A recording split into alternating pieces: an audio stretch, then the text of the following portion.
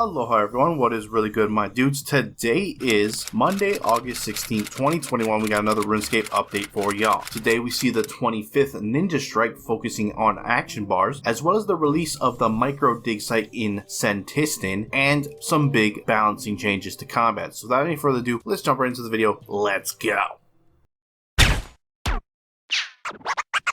Cats is the illest. What you talking about, Willis?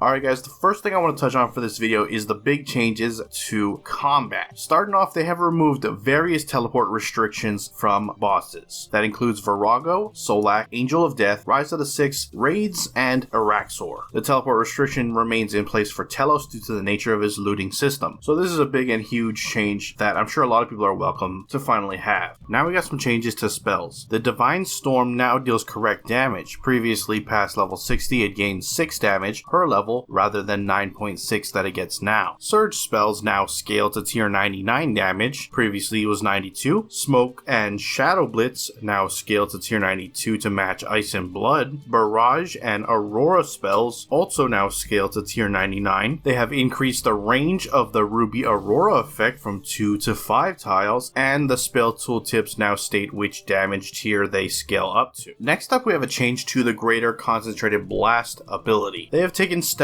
to power down the ability slightly so it fits in where they feel greater basic abilities should sit. Here's a breakdown of all the core information on where this sat versus where it sits now within the magic ability set. A 4-tick Concentrated Blast on average deals 147.6 ability damage. Due to taking 4 ticks, players often cancelled it before the final hits for an average of 94.2%. Greater Concentrated Blast currently deals an average of 181.9% ability damage. This is an average increase of 93% over cancelled Conc Blast, and they have adjusted these values to bring the average damage for Greater Conc down to 160.2% ability damage. Over a standard Concentrated Blast cancelled, this is an increase of 70% damage. Compare it to a non-cancelled Conc Blast, it's still an increase of 8.5%, which is down from 23%, but still having saved you 0.6 seconds on the ability. Overall, they're going to continue to monitor the ability and see how it performs, and may make adjustments going forward. Next up, another biggie, Greater Ricochet finally got the nerf. With this change today, rather than target the synergies it has with on-hit effects, they've chosen to tone down the upfront damage to a point where they feel it sits comfortably along with other greater abilities. This means in order to get the most out of Greater Ricochet, you want to focus on utilizing on-hit effects like Split Soul and Bolt effects. And they also have changed the interaction with Ruby Bolts to no longer downscale the damage with the latter hits. First 3 hits remain unchanged at 20 to 100%, 10 to 50%, and 10 to 50% ability damage respectively. Any additional hits as a result of the Corroming perk have been toned down to 5 to 15% ability damage, down from 10 to 50%. And Ruby Bolts will no longer scale their damage down when triggered as part of Greater Ricochet. So it is a nerf to the base overall damage of the ability itself, but it is kind of a buff in the way that it interacts with Ruby Bolts, so I'm interested to see where that lies in the overall balance going forward. Finally, we have some changes to the instability special attack with the Staff of Armadale. They have restored the ability for auto attack critical hits to fire off extra spell casts. They have fixed an issue where the extra spell cast from the spell was doing offhand damage if you were using dual wield weapons, so now it accounts for your main hand. And finally, the extra spell casts can now only fire off if the critical hit is on the player's main target. Moving on, the Senntisten Archaeology site has now been added to the game. I'm not going to go into major detail with this because I covered it pretty extensively in my video yesterday, so do check it out if you are interested. But just know that there is a new dig site or mini dig site in the city of Senntisten. Doesn't require the quest itself. It's aimed at 60 through 67 archaeology with a whole bunch of artifacts, mysteries, achievements, etc., giving you a reason to be there outside of combat related activities. So head on over there, complete your collections, gather all the artifacts, etc., and get yourself invested in some more Senntisten lore, and also get yourself the new relic that gives you basically the mobile perk without having needed the perk on any of your invention gear, or not needing invention at all for that matter. So once again, if you want a further breakdown, my video yesterday does a pretty good job. Check that out. Next up, I want to touch on the Ninja Strike Strike. So the Ninja Strike 25 focuses on action bars. The various changes with action bars we see today are they've added 2 free action bars presets for members. This brings it to a total of 15. Action bar presets can now be named in a similar fashion to bank presets. This option can be found in the action bar submenu in the settings. They renamed various instances of action bar in the settings to action bar with a space and capitalizations. Players can now save the toggle states of their additional action bars with custom interface layouts. This will only apply to layouts saved after today's updates. The main action bar's minimized and maximized states can now be saved with custom interface layouts. The setup action bar option has been renamed to auto setup action bar on desktop and auto setup revolution action bar on mobile for clarity. A new setting has also been added which toggles a confirmation option before auto setup of action bars. Action bars no longer use numbered wording such as secondary or quinary and instead will be called additional action bar number 1, 2, 3, etc. Also changed all mentions of primary action bar to main action bar for consistency. The action bar presets 1 through 15 are now correctly called action bar preset 1 through 15 across the game. Specified that keybinds for switching action bar presets are only for the main action bar, and added line breaks to the action bar keybind settings within the keybinds interface. They've added more descriptive text to various settings and options within the action bar binding settings, and they fixed an issue where the max hit points figure would not show if the player had 5 digits of hit points and the primary action bar was compacted horizontally. So that's it for your main game update. Before we take a look at the rest of the patch notes, I do want to mention that they have brought back the Gold Premier Club for a summer sale. So this is the same exact sale for Premier Club from earlier this year, but now made available from today until September 14th. You're going to be getting all the same benefits you normally would: 12 months of membership, Ozzy the Osprey pet, the ceremonial guard armor, Yak Track Premier Pass rewards, and a bunch more associated with Premier Club 2021. Do note that the summer sale will not offer to those of you who already own this year's Premier Club Gold. However, if you are active Silver Club members, subscriptions are available for upgrade to Gold from the shop, but you won't duplicate any items. So for example, you won't get any of the monthly drops you've already received for a second time. So with that said, we're going to now look at the patch notes. So let's go ahead and check it out. Starting off with the Elder God Wars dungeon, there was a hotfix to change the Carepack time thread tear, which removed the ability to stand under the boss to mitigate the attack. That has actually been reverted due to player feedback. So it works exactly as it did before last week's update. Moving on to user interfaces, interface tutorials for the bank, shop, smelting, and smithing interface now only occur when a player triggers them from the help button for the interface or during the paths in Birthorpe or Taverley. PC and Steam users that install a fresh client or have recently cleared their cache will now see a terms and condition pop-up on first load up, and players will now be prompted to enter a valid date of birth when logging into the game if they haven't already done so. Finally, we have some changes to the Birthorpe path. They fixed an issue where you would be unable to purchase any Herblore achievement capes while considered to be on the Birthorpe path. They fixed an issue where leveling up during the Birthorpe path system would reset your action bar, and fixed an issue where players would not be able to obtain outfit fragments while considered to be on the Birthorpe path. That is it for your patch notes. Links to everything discussed in this video will be down in the description below. Head on over there, check them out. With that, I'm going to wrap up the video. If you enjoyed it, hit that like button. If you're not subscribed yet and you want to stay up to date on all things RuneScape related, then hit that subscribe button. Anyways, I appreciate you watching. I am out. Aloha.